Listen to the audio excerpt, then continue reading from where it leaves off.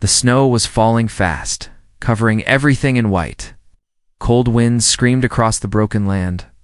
In the middle of that frozen place, under the wreckage of a cargo pod, a mother held her baby close to her chest.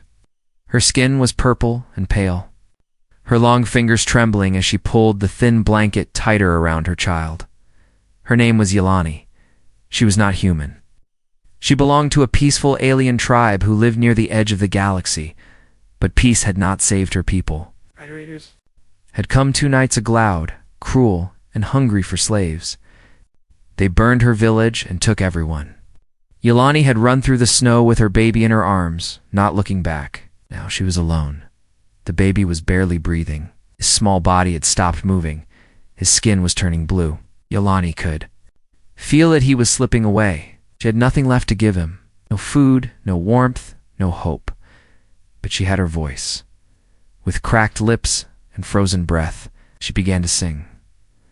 The song was old, passed down from her mother. It was a lullaby, soft and slow, meant to calm a baby into sleep. Her voice was weak, but the words still carried emotion. She sang of warm suns, quiet rivers, and mothers who never let go. The baby didn't cry. He didn't smile, just rested there, quiet, wrapped in her arms. She kept singing, even as tears froze on her cheeks. The snow kept falling. She knew this was the end. No one was coming. No ship, no rescue, no miracle. Just snow and silence. But then she heard something. Crunch, another sound. Heavier crunch when it's froze. Her voice stopped. She looked out through the broken metal wall of the pod. In the distance, a shadow moved. Large, tall, covered in dark armor. It wasn't Syndicate. It wasn't one of the raiders. This one walked alone. She held her baby tighter. Maybe this was death finally coming. Maybe it would be quick. The figure came closer. Steam rose from its armor. It carried a strange weapon on its back. As it stepped into the light, Yelani saw the face covered by a helmet with glowing blue eyes. It looked straight at her. She didn't speak. She couldn't. Her throat was too dry. The figure walked past her and stopped. Slowly, it opened a small bag at its side and pulled something out, a black cube. He placed it near the baby, pressed a button, and stepped back. The cube hummed. Soft red light spread around them. Warmth filled the space. The baby twitched. Then he breathed. Then he cried. Yelani gasped. Her hand shook. She looked up at the armored figure, eyes wide with disbelief. He said nothing. He reached into his pack again and pulled out a foil packet. He tore it and handed it to her. Inside was thick food, pastugly, gray, but warm. She fed the baby with shaking fingers. The child began to suck slowly, then with strength. The armored man looked up at the sky. He scanned the horizon. His hand stayed close to his weapon. Yelani looked at him closely. He was human. She had heard stories of them, strong warriors, lost soldiers, ghosts in black armor. Her people thought they were myths, but this one was real. She tried to speak. Her voice cracked. Why? Help me. He turned to her. His voice came out through the helmet low, sharp, like metal scraping metal. You sang? He said. Yelani blinked. What? She whispered. He didn't answer. Instead, he set up a thermal barrier around the pod, placing 2 more cubes into the snow. The red glow became brighter, stronger. The wind no longer touched them. Yelani placed her baby on the warm floor, wrapped him in the blanket, and knelt beside him. Her fingers brushed the child's forehead. He was alive. The human stood at the edge of the wreckage, silent and still, like a statue. She watched him. Who was he? Why was he here? Why had he found them in the middle of nothing? She didn't know, but one thing was clear. Her baby had almost died in her arms. She had sung a final lullaby to say goodbye. Then she heard footsteps. That was the moment everything changed. The night was still cold, but not as deadly as before. The red heat from the small cubes kept the snow from reaching Yelani's skin. Her baby slept beside her now, breathing softly, wrapped in a blanket that finally felt warm again. She didn't sleep. She couldn't. Her eyes stayed on the strange human. He was standing at the edge of the wreckage, silent and watching the darkness. Snow piled on his armor, but he didn't move. Not once. Not even when wind howled louder through the broken trees. Nearby, Yolani looked down at her baby. He was safe for now. But how long would that last? She crawled closer to the edge of the wreck, the heat cube still warming the space around them. Carefully, she whispered, "Who are you?" The human turned his head slightly but didn't answer. Yolani waited.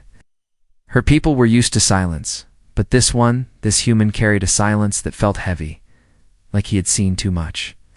Lost. Too much. Killed too much. She tried again, using old galactic words. You, lone. He gave a slow nod. Yolani didn't know why, but his answer made her chest ache. It was like her. Alone. Lost in the snow. He reached into a pouch and pulled out another device. It looked like a rod with a tiny flame at the tip. He pressed it into the snow, and steam hissed up like a small geyser. Then he took out 2 flat metal plates and placed something between them, slim food bricks. The warmth spread again, soon. A strange smell floated through the air. Yolani's stomach growled, when she hadn't eaten in 2 days. The human broke one of the bricks and handed it to her. It was rough brown and smelled like old roots. But when she bit into it, heat rushed through her. Her eyes widened. She didn't even stop to thank him. She ate fast, like her body remembered what hunger truly meant. He said nothing, just watched. Harit then fed himself. After a while, he finally spoke. His voice was rough, deep, as if his throat was made of gravel. "Syndicate will come," he said. Yolani stiffened. Her arms went protectively over her baby. "You know them?" He nodded. "I fought them, long time ago." Yolani blinked. Fought. Them? Alone? The human leaned down and pressed a small button on his wristpad. A tiny light flickered in the air, shaped like a map. It showed the area, blinking red dots nearby. "They follow the heat trail," he said, pointing to the snow path she had left behind. Yolani's breath caught. She had tried to hide it, but snow only covered so much. "They'll be here soon." The human said, "We need to move before sunrise." She wanted to argue, but she knew he was right. These slavers didn't stop until they had their prey. They would track her child. This time they would bring more weapons. She nodded slowly. "Where?" "Will we go?" The human's eyes glowed faint blue through his visor. "Cave. 2 kilometers north. I cleared it 2 nights ago." Yolani looked at her baby. "Can he survive the trip?" The human took out a small patch and placed it on the baby's chest. A soft light blinked, then spread across the blanket. "Heat patch," he said. "Enough." For 3 hours, Yolani felt tears rise in her eyes again, but this time they weren't from fear. She looked at the man and whispered, "Why do you help?" He stared at her. "You sang to him," he said, "even when you thought he'd die." She opened her mouth to speak, but stopped. The human stood up and checked his weapon, a long black rifle with strange glowing lines. Then he lifted a shielded carrier pack from the snow and gently placed the baby inside it, locking the heat.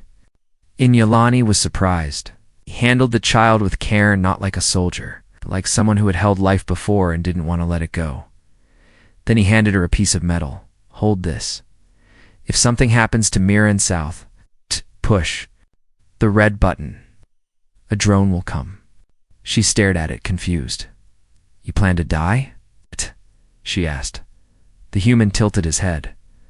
"I plan to survive, but I always make plans for both." They left the warmth behind. Snowstorm had slowed, but cold still bit at their skin. The baby was quiet in the carrier, snug and safe. Yolani followed the human as he led the way, stepping over fallen trees and frozen rocks.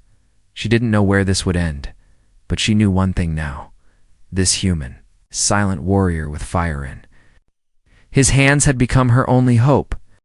The snow cracked softly beneath their feet as they moved through the dark forest. Tall trees stood like frozen giants around them, their branches heavy with ice. Yolani stayed close behind the human, her arms wrapped tightly around the heat pack that held her baby. She kept her steps light, careful not to make sound. Her heart pounded in her chest, louder than the wind. The human, still nameless, moved like a shadow.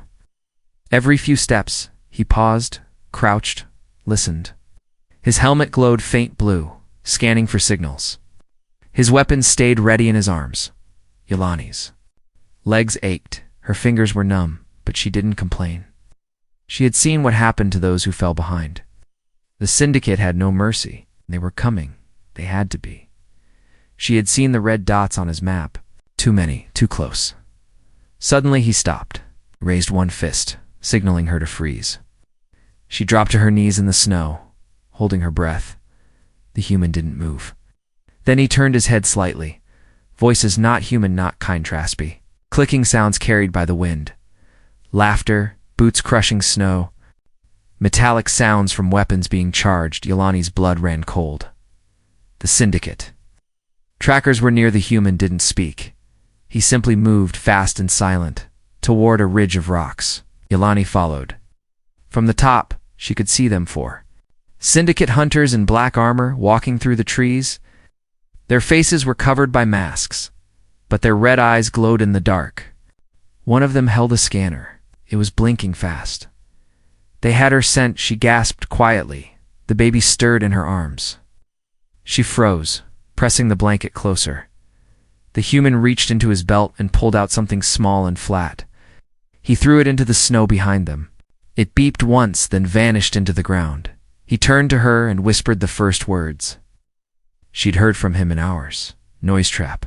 Keep quiet. She nodded. The syndicate hunters stopped. One pointed to the right. They started to move. Again, but toward the wrong direction. The trap had worked. For a moment she felt relief. Then something snapped. The baby made a soft noise. Barely more than a breath, but it was enough. One of the hunters turned sharply, raising his weapon. The scanner beeped again. He shouted something in a strange language, and they all began running straight toward them. Yolani's eyes widened. The human shoved her behind a rock. Stay down, he said. Voice calm. He stood tall now, fully visible. No longer hiding, the syndicate opened fire. Bright bolts of plasma flew across the snow, lighting up the trees in burning blue light. The human didn't flinch. He moved like a storm, stepping left, then right, raising his rifle and firing without pause. His shots were deadly. Every pull of the trigger sent another body crashing into the snow. The first two hunters didn't even have time to scream. The third tried to dodge, but the human threw a blade from his wrist, straight into its neck. The fourth one charged, screaming. Blade raised. The human met him, head and thigh. Weapons clashed, sparks flying in the dark. Yolani covered her baby's ears. She couldn't look away. The human caught the blade with his gauntlet, twisted the enemy's arm and slammed him into the snow. Then he drove his knife into the alien's chest and ended it with one clean strike. Silence. Return to the forest only. The snow spoke now, falling gently on the body. Slowly stood. Her legs were shaking. The human walked back to her, wiping his blade clean on the snow. His helmet was dented. His armor steamed from the heat of the fight. She stared at him. Stunned you. Fought like 10 men, she whispered. He looked down at her, then at the baby in her arms. I've seen worse. He said. She wanted to ask what that meant, but before she could speak, the scanner on his wrist beeped again. He checked it. More red dots, more syndicate closer. This time Yolani's heart sank.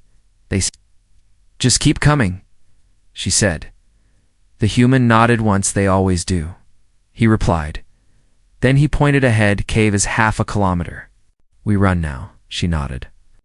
Her legs still shook, but she followed him as they ran through the snow. She looked back one last time. The bodies of the hunters were already being covered by white, and still more footsteps would follow, because Syndicate never stopped hunting the weak, but this time the weak had someone who could fight back. The wind roared across the mountains as the sun began to rise, turning the sky a pale orange. Yolani's breath came in gasps as she climbed the last hill. Oh. Her baby was quiet again, sleeping deep inside the warm pack. The human had not slowed. Once. His black armor moved through the snow like a beast of war, heavy but never tired. They reached a cliff edge where sharp rocks lined the frozen valley below. The human raised one hand and pointed toward a dark hole in the stone wall across the slope. A cave, deep and hidden. "That's it," he said. Yolani blinked. His voice sounded clearer now, less cold. It was the second time he had spoken full words to her, and the sound caught her off guard. She didn't reply. She just followed, as he led the way down the narrow path. Inside, the cave was dry and still. The air was warmer, trapped under layers. Of stone, the human placed heat cubes along the walls. A red light glowed across the ground. Shadows danced, but no danger lurked here. Yolani sat down against the rock wall and held her baby close. Her body ached, but she felt safer than before. The human stood near the entrance, watching the snow with his weapon in hand. After a long silence, she finally asked, "You never told me your name." The human didn't turn. It was at a moment she thought he wouldn't answer. Then quietly he said, "Colin." "Colin?" she repeated softly. "That's a human name?" He nodded. "Used to be a soldier. Now, I'm just a shadow." She frowned. A shadow. Colin sat down near the entrance, his back against the stone. He pulled off his helmet. Yolani's eyes widened. His face was scarred deep, burns stretched. Across one cheek, one eye glowed with artificial light. Metal lines ran under his skin. But what caught her most was the pain behind his tired eyes. "You fought in the Earth Wars?" she asked. Colin stared at the ground. "I fought everywhere." "Why are you here then?" she asked, "in this frozen place?" Colin didn't answer right away. Instead, he reached into a pouch on his side and pulled out a small crystal cracked and flickering with weak light. "My last mission," he said, "was supposed to take out a syndicate camp. I was betrayed." "By your people," she whispered. "By my command," he said. "They said I was a risk, too violent, left me behind to die." Yolani couldn't believe it. The human who saved? Her, the one who killed without mercy to protect her child, was thrown away like nothing. "Why didn't you go back?" she asked. Colin looked at her with tired eyes. "Where would I go? Earth doesn't want me. Syndicate wants me dead. So I stayed here where no one comes." "But you saved me," she said. "You could have stayed hidden." "You sang," Colin said again, softly. He thought no one was listening. "I heard it, and I remembered something I hadn't felt in years." Yolani blinked, not understanding. "Hope," he added. "That's what your voice sounded like?" She felt her throat tighten. She looked down at her baby, sleeping peacefully. He had no idea how close death had been, no idea that a stranger with a broken past had chosen to fight for him. Colin stood up and walked toward a device by the wall. He tapped it, and a hologram appeared, faint, flickering, but strong enough to show a map of the area. Red dots glowed at the edge. "They're still tracking," he said. "How long do we have?" Colin narrowed his eyes. "Less than 2 hours." Yolani stood slowly, her legs sore. "What do we do now?" He turned to her. "You rest. Feed your child. I'll keep watch. If I'm right, they'll send an elite squad next." She swallowed. "Hard. We can't fight them all," she said. Colin looked at her, then nodded. "No, but I've got one signal left to send." He pressed a button on his wristband. A blinking light began to pulse. Yolani watched him closely. "Who are you calling?" Colin didn't answer for a while. Then he said, "Old ghosts." She stepped closer. "Will they help?" Colin didn't look back at her. His voice dropped low. "They owe me." She didn't ask more. She sat down beside her baby and pulled him into her arms. He moved in his sleep, his tiny hands curling into fists. Warmth still filled the patch over his chest. She looked across. The cave at the man who had saved them, scarred, silent and hunted by his own people. And yet here he was, standing guard, because he had heard a lullaby and remembered something worth protecting. The cave was silent now. Outside, the wind howled, but its screams could not reach the warmth inside. Yolani sat close to the fire cube, holding her baby close. Her eyes fixed on the human warrior who had become their protector. Colin sat across. From her, quiet and still, like a machine waiting for a signal. His armor was dark and worn. But it wasn't just metal that weighed on him. It was something deeper. Yolani watched him in the flickering red light. His face was hard and full of lines. Not just the scars carved by battle, but the kind that pain leaves behind when it never fades. She wanted to say something, but words felt too small. He was the reason her baby still breath-tanned. Yet he acted like none of it mattered after a while. Colin stood. He removed the chest plate of his armor and set it down beside him. Then he slowly unstrapped his gauntlets and laid them on the ground. Yelani's breath caught in her throat. She could finally see what lay beneath the armor. His arms were not like others. From elbow to wrist, wires twisted through pale skin. Glowing nodes blinked in blue and green patterns. Metal plates covered muscle. One shoulder had no flesh at all. Just a smooth joint of polished steel. He caught her staring. "You want to know what I became?" he said without looking at her. Yelani lowered her eyes. "I just didn't expect it. You look like a war machine." Colin nodded slowly. "I was." She looked up. "Not anymore." He walked to the far wall of the cave. There, he pressed a button on a small black case. It opened with a hiss, revealing more weapons, 2 pistols, a plasma knife, and a single black disc, glowing red earth, built me to end battles, Colin said. To go where no one else could. I was part of a silent squad. No names, no ranks, just targets. Yelani's voice was soft. "But you're here, saving a mother and child." "That's not what a machine does." Colin turned, eyes glowing faintly. "Something broke in me during the last raid. I stopped following orders. I saw a girl burned, crying, and I couldn't move. I just stood there. My squad left me behind.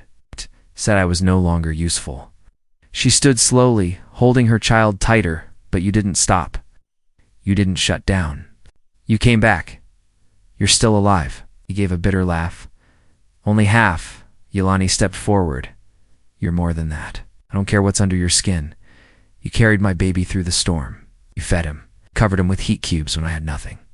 No one else would have done that." Colin stared at her. "You think kindness makes me human again?" "I think protecting life does," she answered. He looked away, jaw tight. "I didn't save you because I'm a hero. I did it because I was tired of watching people die." Silence filled the cave for a moment. Then the baby made a sound, a soft coo, followed by a gentle cry. Yelani quickly rocked him, whispering comfort.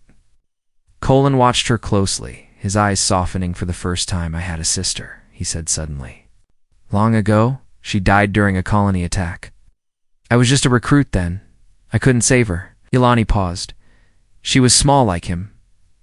Colin nodded. "She loved to sing, just like you. I hadn't heard a lullaby in years, not until that night." The words hung in the air, heavy, and Yelani knelt beside him. "You carry so much inside, Colin. But you're not alone now." He didn't reply, but something in his shoulders relaxed suddenly. His wrist pad beeped, took soft but urgent tone. He looked down. The red dot had moved closer. He stood up fast, grabbing his gear. "They've locked onto the cave," he said. "We need to move." Yelani held her baby tightly. "But where? There's nowhere else to run." Colin picked up the glowing black disc from the case. "We don't run." She looked at him, confused. "Then, what do we do?" He pressed the disc to the cave wall. It beeped once, then began to hum. "We fight." Yelani's heart beat faster. "You said we couldn't fight them all." Colin turned to her, eyes fierce. "I sent a signal to an old friend. She owes me. If she got it, they'll be here. If she didn't," Colin's face stayed calm, "then I'll make sure you and your child get out. Even if I don't." She wanted to argue, but something in his voice told her he meant Eth wasn't a machine anymore. He was a man with something left to protect. That made him more dangerous than ever. The cave trembled. It started as a soft rumble, like distant thunder rolling across the mountain. Yelani held her baby tight, eyes locked on Colin as the noise grew louder. Dust fell from the ceiling. A red light blinked faster on his wrist pad there. "Here," he said. Yelani's breath caught. "Your friend." Colin didn't answer. He was already moving, checking weapons, setting small blinking discs on the cave floor, pulling the metal door halfway closed to funnel movement through the narrow. Entranced, Yelani looked out through a gap in the rock. She saw nothing but snow and sky. Then her heart stopped. A burning shape fell from above, black and sharp, like a dagger made of fire. It slammed into the ground just outside the cave, shaking the stone beneath her feet. A second followed. Then, a third drop. Pod Syndicate Elite. Colin grabbed his rifle, and pointed to the back of the cave. "If I fall, run that way. There's a tunnel. It leads to the lower valley." Yolani shook her head. "I'm not leaving you." Colin looked at her once, and for a moment there was something almost soft in his eyes. "Then stay behind me." The first syndicate warrior entered with a roar taller than the others, glowing red eyes, heavy armor covered in spikes. He raised his blaster. Colin shot first. The blast hit the warrior square in the chest, throwing him backward like a broken puppet. He hit the wall and slid down without a sound. Then came the others, 3 of them. Then 5. Colin moved like lightning. His body was a blur of fire and motion, every shot placed with perfect precision. He spun, ducked, fired again. One enemy fell, then another. But they kept coming faster. More aggressive. Yolani covered her baby and crouched behind the rocks. Trembling as the sound of war filled the caves, sparks flew from the walls. Smoke curled through the air. Of the syndicate broke through the fire line, charging at Colin with a blade. Colin didn't step back. He let the creature come, then dropped his rifle and drew his plasma knife. The two clashed in a storm of metal. Colin blocked the strike, twisted, and drove the blade deep into the alien's gut. The enemy screamed, but Colin didn't stop until he fell silent. He turned just in time to catch another attacker with his shoulder. They both crashed to the ground, rolling across the cave. Colin landed hard but kicked the enemy off and fired, his pistol point blank into its head. Yolani had never seen anyone fight like this. He wasn't just defending the cave, he was protecting something hers, the baby, the hope they carried. But he was bleeding now, dark, red streaks dripping from a tear in his side. Armorilini rushed to him. "You're hurt." Colin didn't stop. "I'll live." Another explosion rocked the cave. The entire ceiling cracked as a second wave of syndicate soldiers landed just outside. Their leader stepped through the fire, massive beast, twice Colin's size, carrying a hammer that pulsed with energy. Colin looked up. That one's new. He grabbed a plasma grenade and threw it. The syndicate leader raised a shield, blocking the blast. Then he charged, swinging the hammer that collided in the center of the cave. Colin dodged the first swing, rolled under the second, and stabbed upward, but his blade bounced off the creature's armor. The hammer hit the ground near him, sending a shockwave through the Cavallani. Fell backward, covering the baby as rocks rained from the ceiling. Colin was knocked into the wall, his rifle flying across the floor. He coughed, tried to stand the syndicate leader, raised the hammer again. Yolani screamed. Then the skylit Upa sound, louder than thunder, shook the mountain. Outside, the snow exploded upward in a column of flame. A massive shadow fell over the entrance. Wind rushed Ina Shapei, human warship. Its cannons glowed bright as sunlight, and its engines roared like a storm. The syndicate warriors froze, confused. Then a voice came through Colin's wristpad. "Still breathing, old man." Colin laughed weakly, blood on his lips. "About time, Sierra." Blinding light burst through the cave entrance. Beams of white-hot energy struck the syndicate leader, burning through his armor in seconds. He screamed as his body turned to ash. Colin grabbed Yolani and pulled her behind a stone wall. "Extraction's coming, hold tight." Outside, drop cables fell from the ship. Armored human soldiers rappelled down, weapons ready. They stormed the cave like fire through dry grass, cutting through the last of the syndicate with brutal precision. Yolani clutched her baby, eyes wide with shock. It was over. The cave was silent again except for the sound of wind and the soft hum of the warship above. Colin leaned back against the wall. "Breathing hard," they answered. He said. Yolani looked at him. "You're not alone anymore." Yeah. He closed his eyes and whispered, "Maybe I never was." The human warship hovered above the snowy mountain like a giant bird made of light and steel. Engines roared softly as the storm cleared. Soldiers in black and silver armor moved quickly around the cave, checking bodies, scanning for threats. The syndicate was gone. What was left of them turned to smoke and ash. Yolani sat at the edge of the landing platform, her baby warm and asleep in her arms. She didn't speak. She just watched the sky turn soft blue. For the first time in days, she didn't feel hunted. She felt safe. Colin stood beside her, wrapped in bandages, His armor had been removed, replaced with a warm coat given by the rescue crew. Cuts lined his arms and face, but his eyes were sharp and clear. Sierra, the human commander who had led the extraction, walked over. Her voice was strong, her eyes sharp like glass.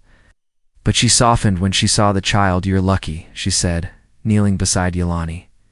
"Not many people survive a syndicate hunt. Fewer survive with a child." Yelani nodded quietly. "Wouldn't have made it without him," she said. Glancing at Kalan, Sierra raised an eyebrow. "I never thought I'd see him again," she said. "He disappeared years ago." Colin crossed his arms. "I didn't disappear. I was thrown away."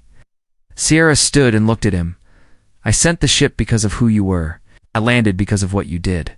Colin didn't answer, but something in his expression shifted. Sierra turned to Yelani. "We're heading to the nearest human outpost. You and the child will be safe there. Food, heat, shelter, whatever you need." Yelani looked down at her son, then back at Sierra. "What about him?" she asked, pointing gently to Colin. "Where will he go?" Sierra hesitated. "That depends. He's still marked as a rogue by Earth Command. They don't forgive easily." Colin smirked. "I didn't come back to beg." Yelani stood. "He saved us. That should mean something." Sierra looked between them. "It does. To me." She handed Yelani a data chip. "This has all your rights registered: refugee status, safe passage, and citizenship request. It's not much, but it's a start." Yelani accepted it with both hands. Then she looked at her baby. Small, warm, alive. He had no name, not yet back in her village. Names were not given at birth. They were earned through survival, through story. She looked at Colin, the man who gave warmth when there was only snow, the man who fought monsters so her child could live, the man who bled but never stopped moving. She smiled. "I want to name him Colin," she said softly. The human warrior looked up, surprised. "No," he said quickly. "I'm not a hero." "You are to him," she replied. Colin opened his mouth to speak, but no words came. Instead, he sat down beside her. The baby stirred and reached one tiny hand toward him. Colin let the small fingers curl around his metal thumbs. Era smiled quietly. "The name suits him." A voice came from the ship's speaker. "Final boarding call. Storm approaching. All passengers prepare for takeoff." Yelani turned to Colin. "Are you coming with us?" Colin looked toward the mountains. The wind was rising again, but the sky above was clear. He thought, for a long moment, "I have nowhere else to go." He finally said. Yelani's voice was steady. "Then stay with us." Colin glanced at her, then at the baby now named after him. The child was calm, warm, and holding on tight. He nodded once. "All right, I'll stay." They boarded the ship together. Yelani found a seat near the window, cradling her child. Colin sat beside her, watching the mountains grow smaller as the engines lifted them into the sky below them. The frozen worlds faded above them. Stars waited. New beginning. The child opened his eyes as the ship climbed into the sky. He looked at the lights, the stars, the endless space beyond the clouds. Solani whispered in his ear, "Your name is Colin. You were born in snow, but your heart was saved by fire." Colin didn't speak, but his hand rested gently on the edge of the carrier. He had walked through storms, he had faced the darkness, but now, sitting beside the alien mother and the baby that bore his name, he finally felt something he hadn't in years: home.